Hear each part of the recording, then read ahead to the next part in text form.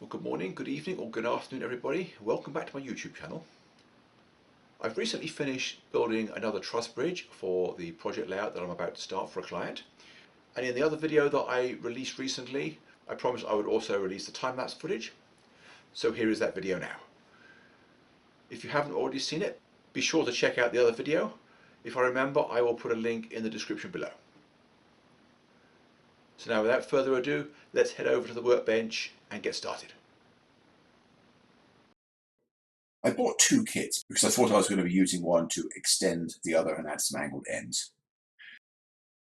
The first step with any kit build is to go through the parts, familiarize yourself with them, and figure out what goes where. And then once I've done that, I can start cleaning up the first few parts that I need. And in the case of a truss bridge, obviously it's the two side trusses which are done first. And it's important to take your time cleaning up all the parts because the finished result will depend largely upon how diligently this is done. Now, as soon as I had the main parts ready for assembly, I realized that my solvent bottle was empty, so I had to refill it again. I don't buy the solvent in the small hobby-sized bottles. Instead, I get methyl ethyl ketone a quart at a time from a home improvement store like Lowe's or Home Depot or Menards. Anyway, once I had refilled the bottle, it's back to cleaning up parts to continue with the build.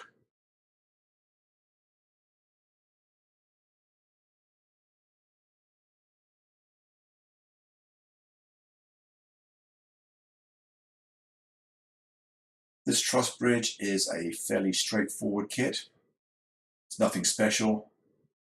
Unlike the one last week, it doesn't have a lot of lattice work, but there are quite a lot of gluing surfaces on these first two main truss parts, so you need to take your time with that.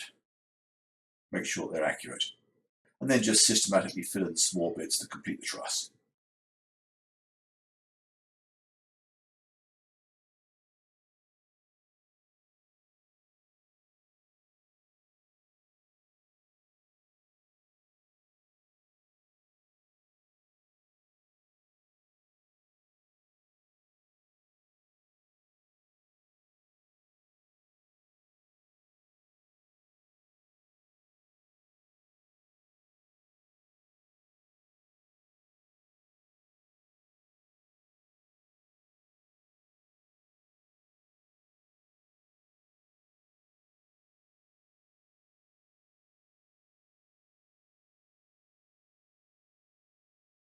As you can see, I've finished one truss and I'm just starting on the other one.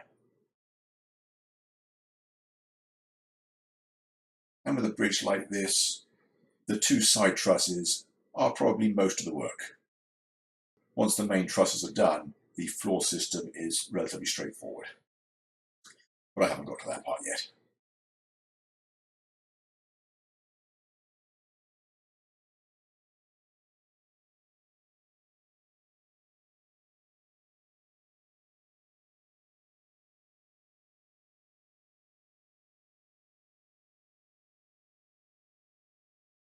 You can see at the moment, I'm making sure the two side frames are properly glued together everywhere they're supposed to be.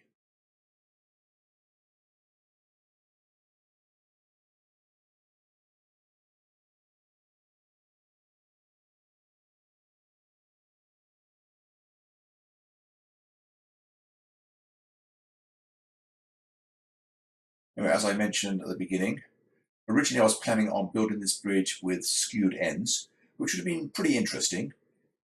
Skewed bridges are quite rare, but not unheard of, and I was looking forward to kit bashing one. But with the detail level on this kit not being up to the same standard as the humped bridge that I did a couple of weeks ago, the client and I decided to switch them over, use the humped bridge on the eye level scene, and hide this one in the low level diorama where it is less visible. We wanted to make sure the better bridge was up at eye level.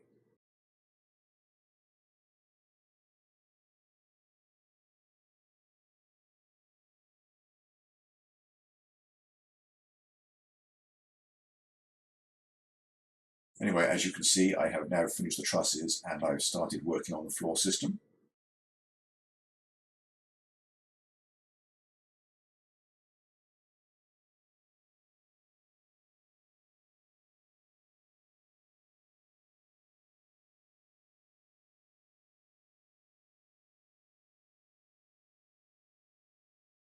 fits together with half lap joints.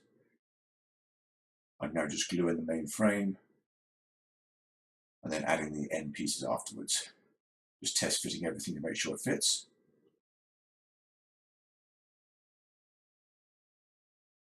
A little bit more cleanup, checking the directions to see how the bracing goes. And on this kit, it wanted the zigzag bracing at the top of the floor system. On the other one, the diagram appeared to show it at the bottom. I don't know whether it makes a lot of difference, but I figured I'd just follow the instructions.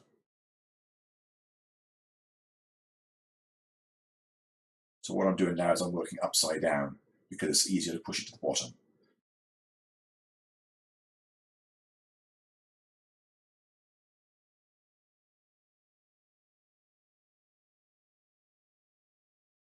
Now I'm getting one of the main trusses glued onto the floor system.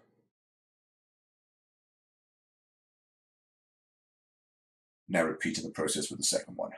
Once the three main sub-assemblies are together, I'm adding the rest of the parts on the bottom. The bottom flanges of the cross members was provided as separate pieces, and of course there's the 6 main X braces as well.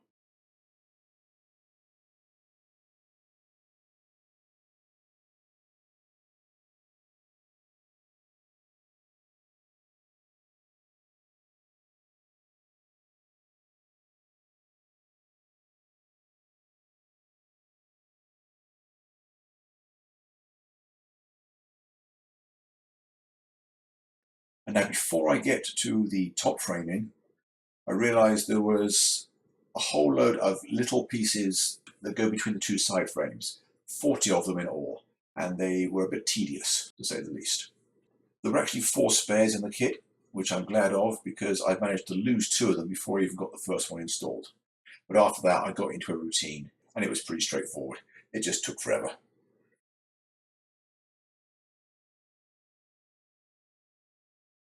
I elected to only clean up the end that was inserted into the box girder, leaving the outer edge to be cleaned up with a file later once the bridge is assembled and I have an easy way of holding it.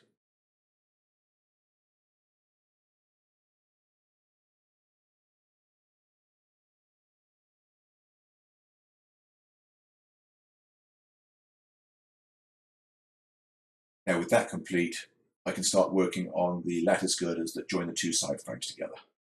There's 5 of those pieces and it's fairly straightforward.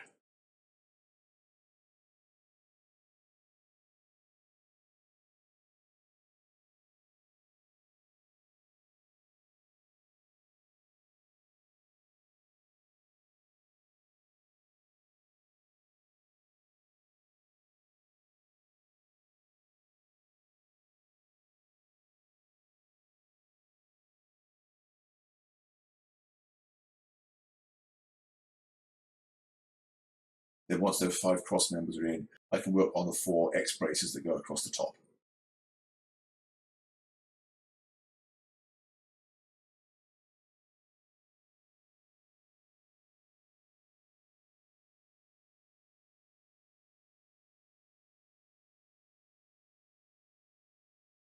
And after that, the bridge is pretty much done.